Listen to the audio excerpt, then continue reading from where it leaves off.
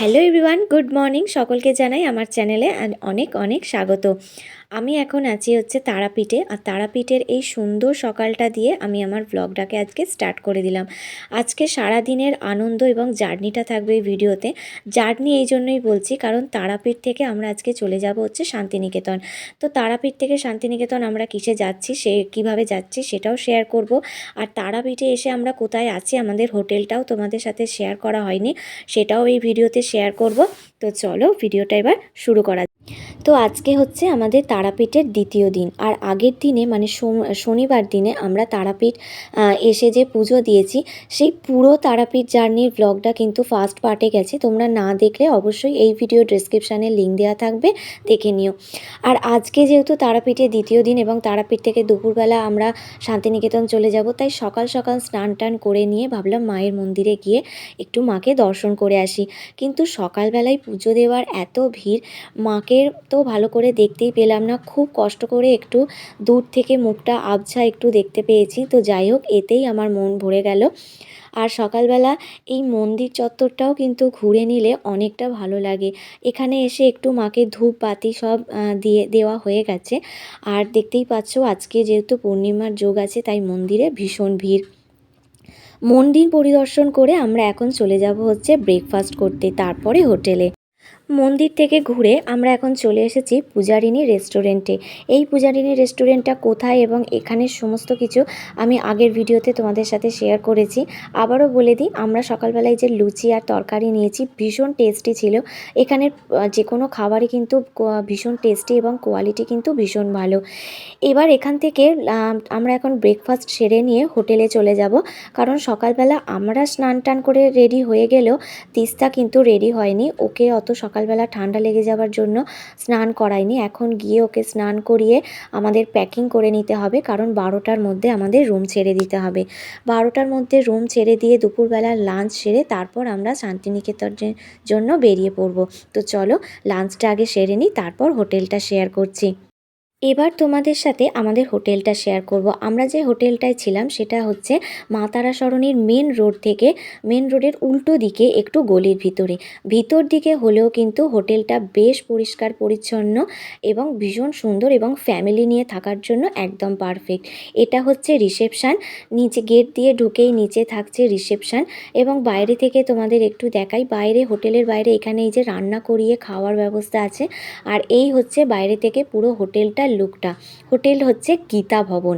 আমরা ছিলাম গীতা ভবনে 307 নাম্বার রুমে, 3rd ফ্লোরে। এবার তোমাদের সাথে রুমটা একটু শেয়ার করি। রুমটা ছিল বেশ বড় এবং একদম পরিষ্কার পরিচ্ছন্ন, এবং হোটেলটা যেহেতু নতুন তাই একদমই পরিষ্কার ছিল। আর এই হোটেলের ভিতরে টিভির ব্যবস্থা আছে, জামা কাপড় জিনিসপত্র রাখার জন্য ছোট ছোট ওয়ার্ড্রপ। গেটের একদম সাইডেই ছিল ওয়াশরুম, এবং ওয়াশরুমটাও দেখতে পাচ্ছ বেশ পরিষ্কার, গিজারের ব্যবস্থা আছে।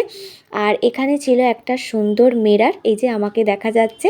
মিররের পাশে ছিল একটা জানলা, যেখান দিয়ে বেশ আলো আর রোদ ছিল টেবিল চেয়ারের ব্যবস্থা।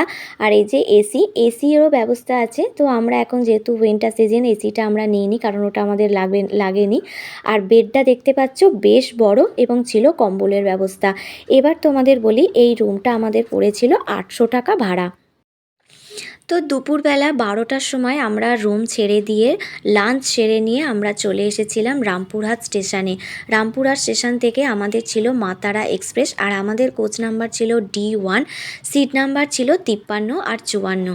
আমরা দুটো সিট কেটে নিয়েছিলাম। আর তোমাদের সাথে একটু কামরাটা শেয়ার করে দিচ্ছি, দেখতেই পাচ্ছ সিটগুলো কিন্তু ভীষণ সুন্দর। আমার ট্রেনের এই সিটগুলো ভীষণ ভালো লাগে। আর আমাদের দুপুরবেলা ট্রেন ছাড়া টাইম ছিল 2:10।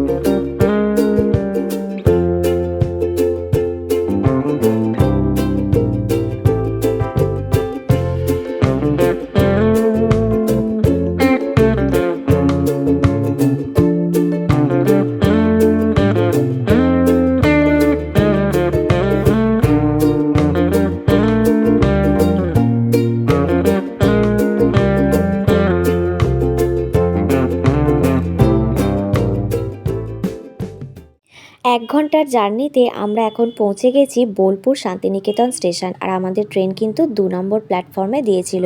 ট্রেন থেকে নেমে আমরা এখন বাইরে চলে যাব। স্টেশনের বাইরে থেকে গিয়ে আমরা একটা টোটো বা অটো করে চলে যাব হচ্ছে ভারত সেবাশ্রম সংঘে। হ্যাঁ বন্ধুরা, শান্তিনিকেতনে একদিনে থাকার জন্য আমরা ভারত সেবাশ্রম সংঘটাই সিলেক্ট করেছি, কারণ শুনেছি ওখানটা নাকি ভীষণ সুন্দর। তো যাই হোক, এই ভিডিওটা তো অনেকটা লং হয়ে গেছে, তাই শান্তিনিকেতন ভ্রমণ এবং ভারত সেবাশ্রম সংঘটা তোমাদের সাথে আমি নেক্সট ভিডিওতে শেয়ার করব। তো আজকের এই ভিডিওটা এখানেই স্টপ করে দিচ্ছি। ভিডিওটাতে অবশ্যই একটা লাইক করে চ্যানেলটা সাবস্ক্রাইব করে নিয়ে আমার পাশে থেকো নেক্সট পার্টের জন্য।